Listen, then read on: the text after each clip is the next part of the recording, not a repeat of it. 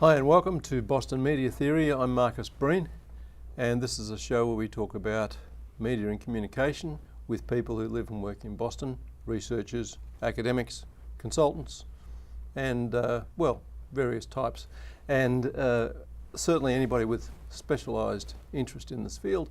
And we are interested in trying to understand the nature of what's going on. And today we're going to be thinking about the public policy aspects of communication and media, and I'm delighted to welcome Russ Newman here from Emerson College, right in the centre of Boston. Indeed. You can't get much more central than Emerson. What will be more central?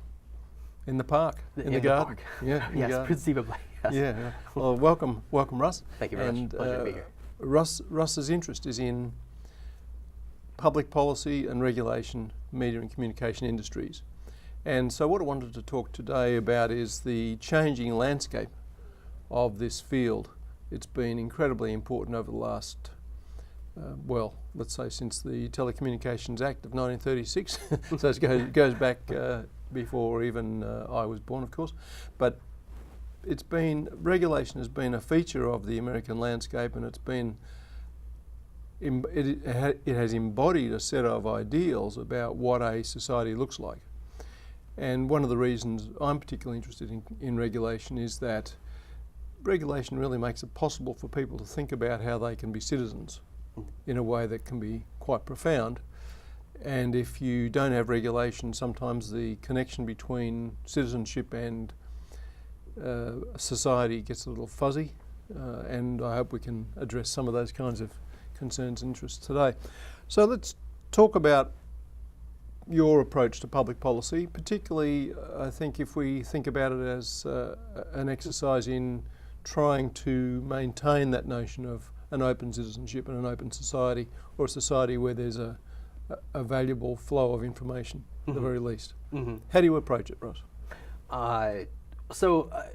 My own approach stems from where I kind of started with this. So before I came back to the academy and started teaching, I went back for my doctorate. I was part of the beginning of an organization called Free Press, which continues to work on media policy concerns. I was there from 2003 to 2006 and remained in touch with this group, through my doctoral years and onwards, as I'm teaching.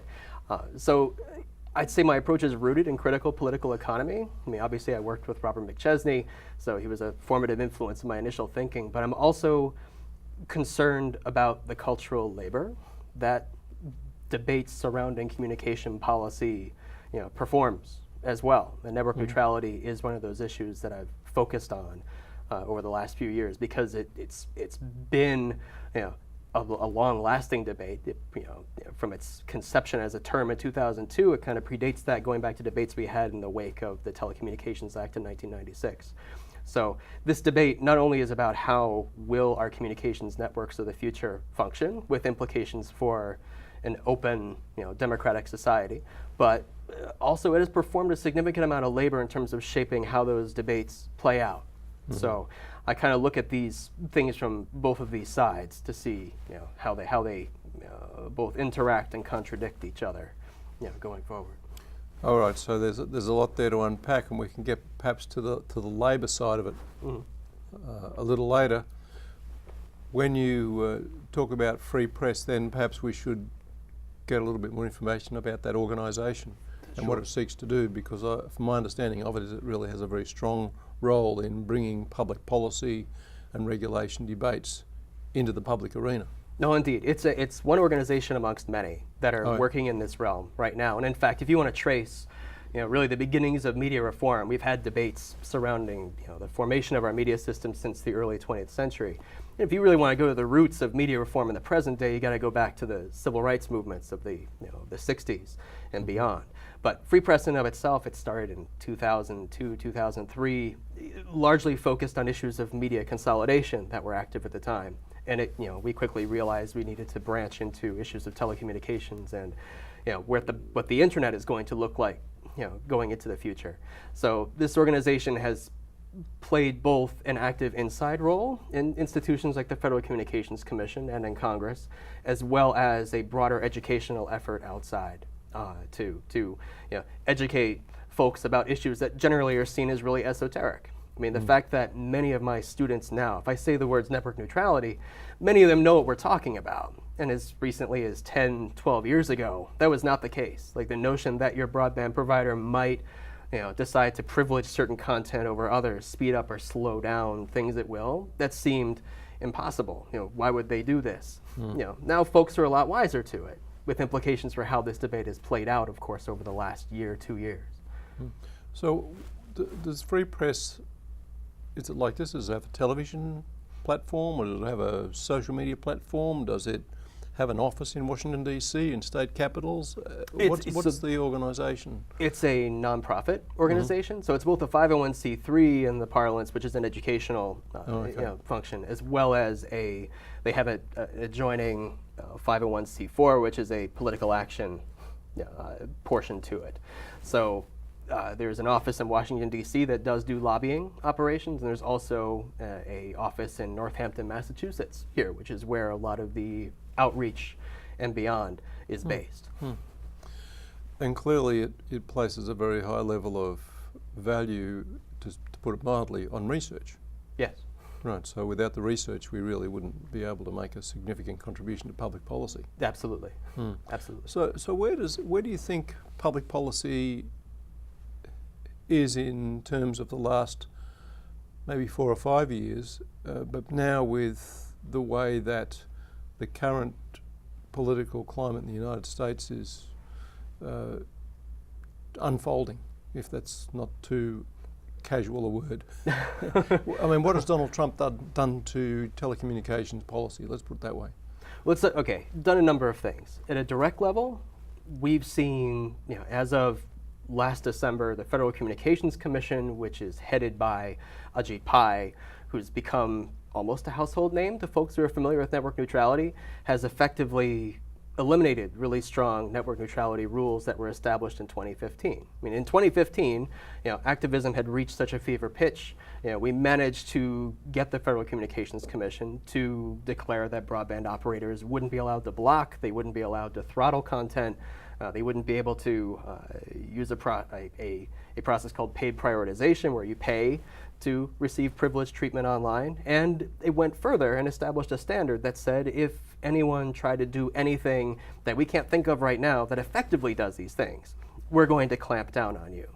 Additionally, it performed in 2015, it moved how we legally look at broadband networks out of a particular column of the Telecommunications Act that was called Information Services, and said, look, we're going to call broadband what it is. These act like the telephone lines of yesteryear. You expect when I make a request that request is going to be unadulterated from one end of the network to the other. These are really telecommunications services, and we're going to consider them as such. This has huge ramifications because the way the Telecommunications Act works, if you're considered a telecommunications operator, you suddenly come under a lot of more stringent scrutiny. You can't discriminate anymore, which is where the network neutrality rules come from. There's implications for privacy and beyond, and an ability to make complaints as well.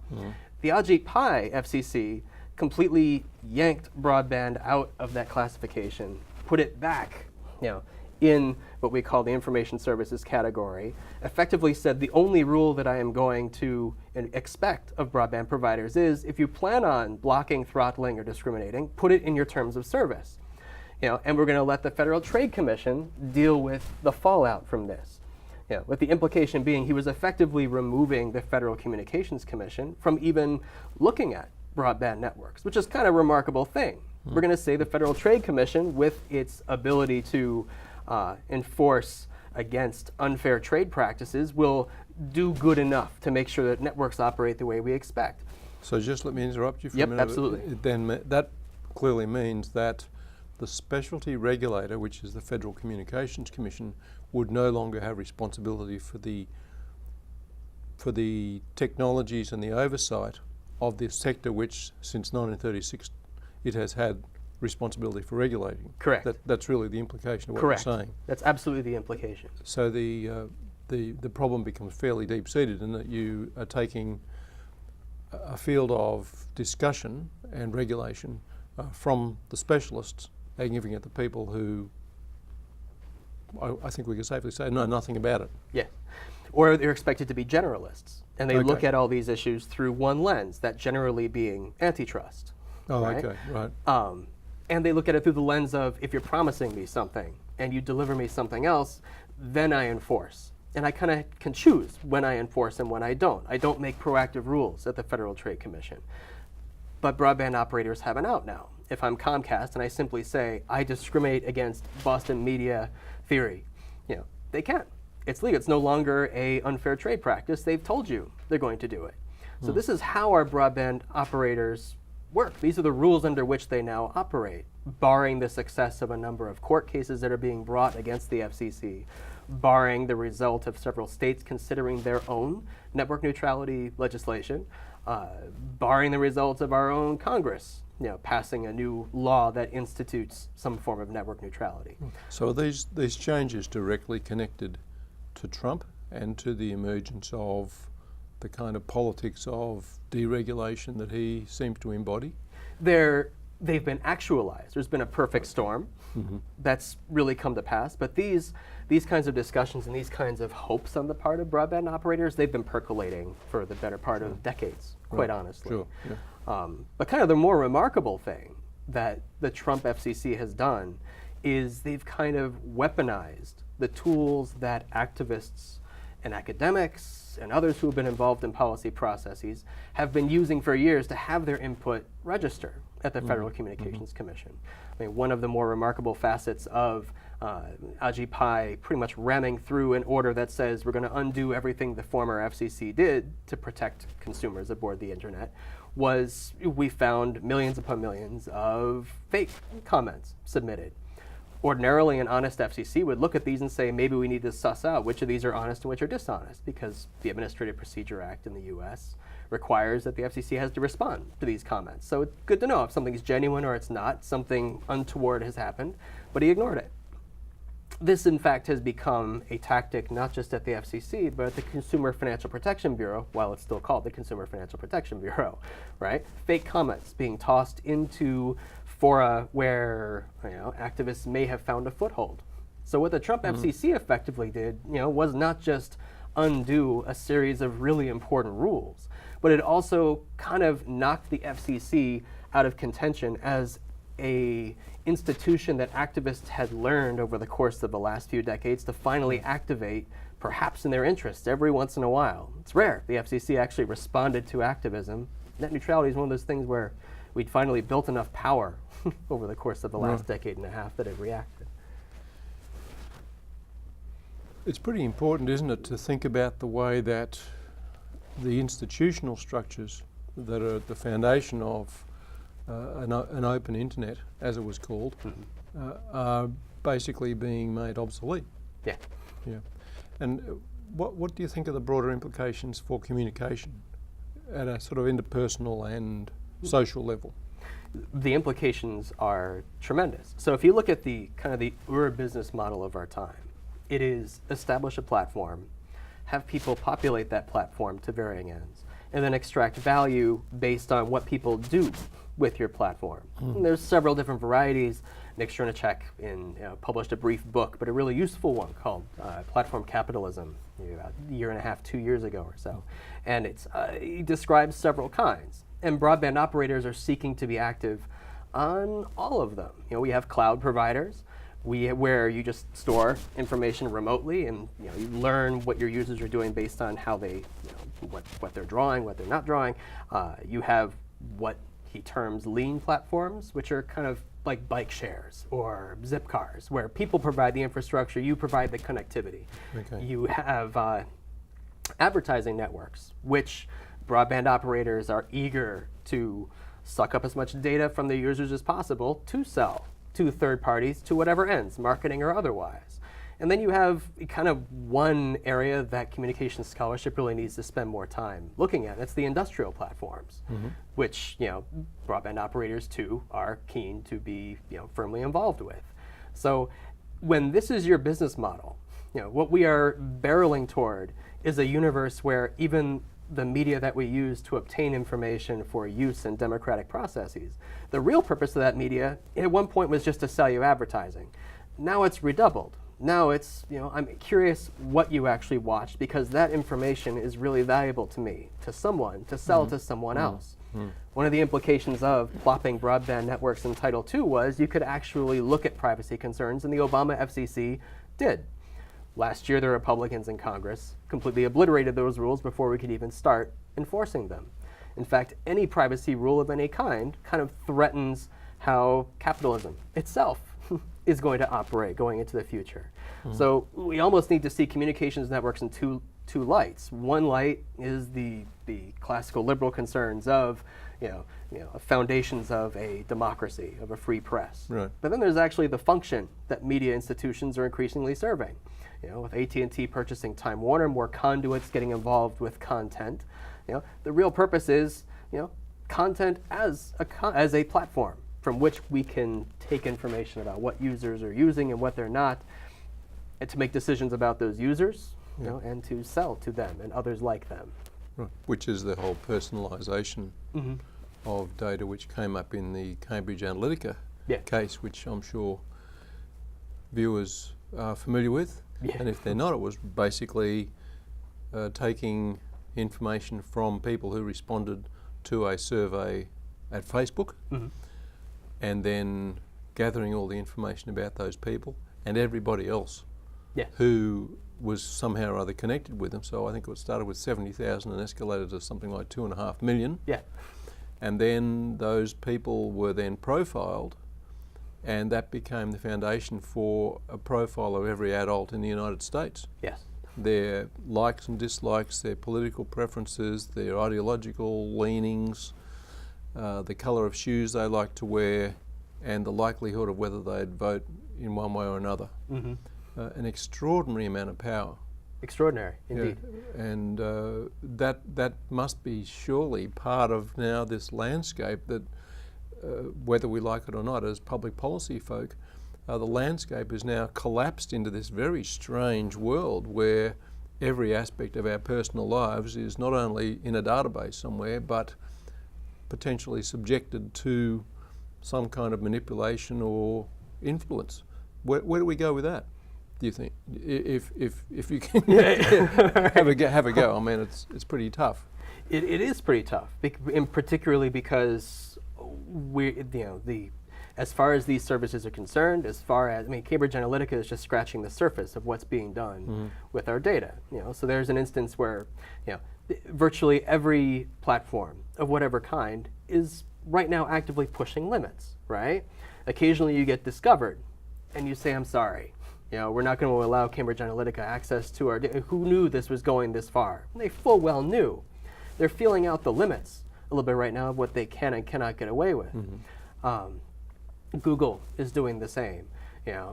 Even your telecommunications operators are actively pushing limits right now to see how far they can go before outcry causes some sort of pushback, and then you learn, how far can we get? It's sort of like you in high school, how late can I push my curfew? I came in 5 minutes late and it didn't seem so bad. They got a little angry at me, but I learned 5 minutes later is okay. I came in 2 hours late, they got really mad. Maybe I shouldn't go that far, but I've just pushed it back a half hour or so by doing so. That's sort of how all these operators are thinking and acting right now. So there is some active thought going on about how we go about defining platforms, about how we consider the importance of a particular platform, because all platforms are not the same, and we can't really lump every single kind in with every other if we're talking about regulating platforms. So a platform would be, just to simplify this a little, a platform would be something that is, say, Facebook. Yes. Facebook is a platform. Indeed. Is Google is also platform? a platform. Okay, Absolutely. So if you go on Google, then that's the whole thing. Twitter would be another platform. Indeed. Right. But there's not that many of them, is it? Yeah, well, given, in terms of the big ones that folks are, talk about the most, there are a number of giants, a number of online giants that have, they've created relationships with traditional media and with conduit giants as well, like your Comcasts, your AT&Ts and beyond, right? So it's all, you have this messy intermixture of connections that exist one moment, then it becomes, not tenable anymore, they break up. But all of these platforms, if we're going to come up with rules for what we expect out of them, we do need to be a bit more, folks in in the policy space are realizing we can't kind of just lump everything in. We need to, if we're going to create legislation, if we're going to suggest legislation, we need to suss out what the differences are and figure out what trade-offs we need to make. At least in the policy space, that kind of discussion is happening. Right. Where we as researchers really need to jump in is, where we are handy is taking in the broader picture. Because even media reform in its present guise isn't necessarily offering a necessary critique of capitalism itself and where it is going. In fact, to be considered legitimate in venues like Congress and venues like the FCC, you kind of have to use particular terms, and you learn this pretty quickly. Because if you walk into an office and say, "Let's talk about capitalism," you'll get laughed out of the room by the legislative aid. So you need to kind of couch your arguments a particular way. Damn those legislative aids, I suppose. Right. So, but this broader rethink of even media reform itself kind of needs to happen.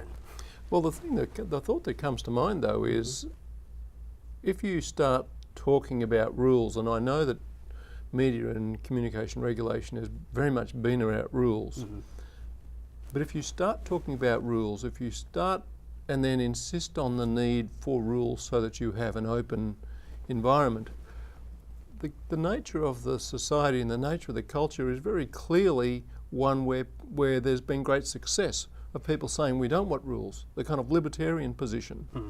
Or as our friend, a mutual friend, Victor Pickard, refers to it as corporate libertarianism, hands off and let them do whatever they like, almost to the point where, yes, and even if they hurt you, we don't really care. If they don't kill you, okay, sort of thing. But what do we do in this environment? I mean, how does public policy in the media and communication space work when there's such a strong sense of resistance and refusal of rules, and, if you like, a sense that there might be a common project around communication for a nation, in that sort of sense in which James Carey suggested that communication actually makes the nation. It makes it possible for people within a geographical boundary all to talk to each other. And that's run by rules, that's all codified. What happens if you just get rid of that? Where does that leave us with public policy thinking? Well, at the moment, so if we take what Picard has called corporate libertarianism to its limit, you see instances like local communities where papers are being, the New York Daily News announced today, we're cutting half the editorial staff. Dreadful. Yeah, and you see across the country, Massachusetts, we have tons of these. We have local newspapers that are owned by hedge funds that are acting in the interest of their bottom line, but not necessarily in the interest of what actually produces quality journalism. If there are no rules, then certain incentives start to matter over other, incentives. But one thing, corporate libertarianism is a really good description of what's going on today. If you want to dig into what's brought it about, I mean, someone like Ajit Pai, who is busy, going out of his way to essentially say, we don't need these rules. We just need you to declare what you're going to be up to, when you decide to block or discriminate. If you read interviews from other FCC commissioners like Michael Copps, who's a legendary figure in this space, is one of the renegade FCC commissioners of our time, he'll tell you, look, Ajit Pai is, in a way, he's genuine. He is a true believer in this. I get emails every day that my legislator is bought or the FCC is bought.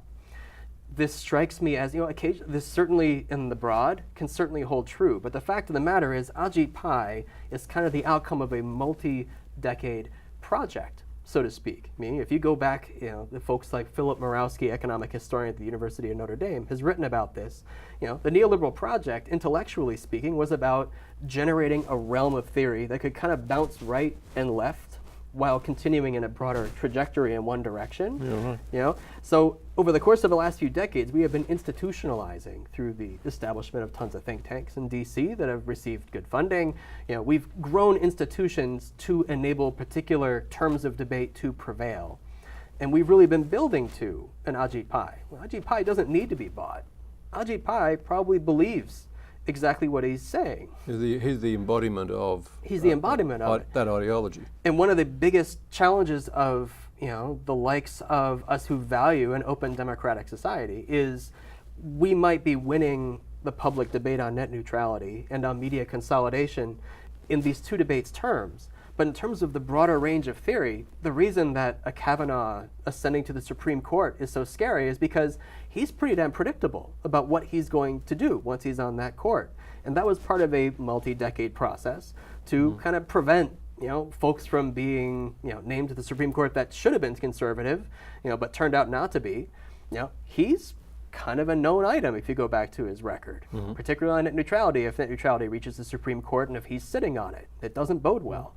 So we need to think about corporate libertarianism as the effect, but actually dig into the reasons why it has become a descriptor of what is going on today, and dig into that, and that involves us breeding sort of a counter realm of theory to go up against what has become kind of a hegemonic set of debates today.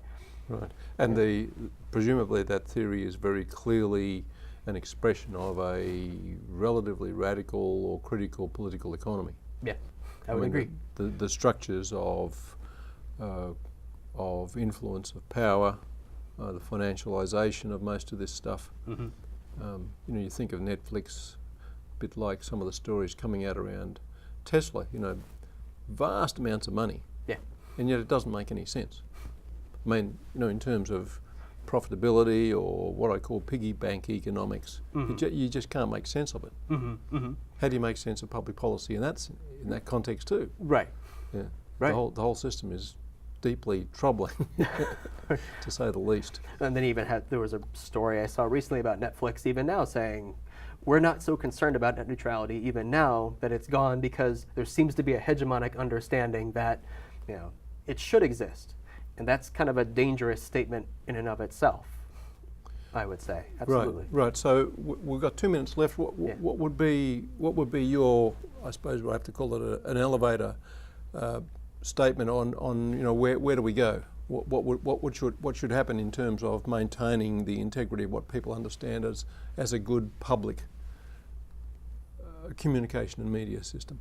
So I suppose you could wrap this up kind of two ways. One is every effort that is being made now to restore the kinds of rules that we had 2 years ago on the communications, what is going to be the dominant communications medium, of the next millennium. That's pivotally important to enable the ability to create and to get marginalized voices out to the fore in the way that we've seen the internet being used, at its best. By the same token, there needs to be kind of a re-examination of not so much core values, but core precepts undergirding media reform. We're operating in a way that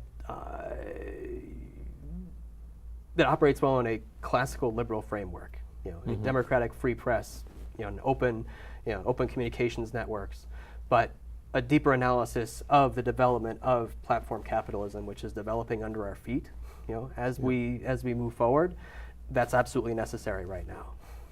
Right, and it very clearly a critical task that we as citizens and people can take on seriously as a contribution to keeping society at least open enough to allow information to be flowing, and then we can see what happens after that. Absolutely. All right, well, thank you, Russ. Thank you very much. All right, it's a pleasure. Well, that's it. That's it from Boston Media Theory and from me, Marcus Breen. Until next time, we'll see you later, and keep on mediating.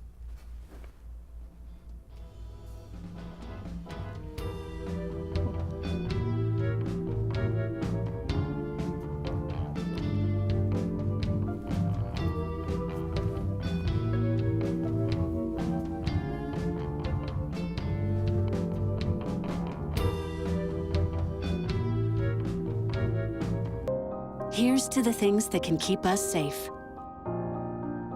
And now, those that we carry with us everywhere will bring us wireless emergency alerts. With the unique sound and vibration, you'll be in the know, wherever you are.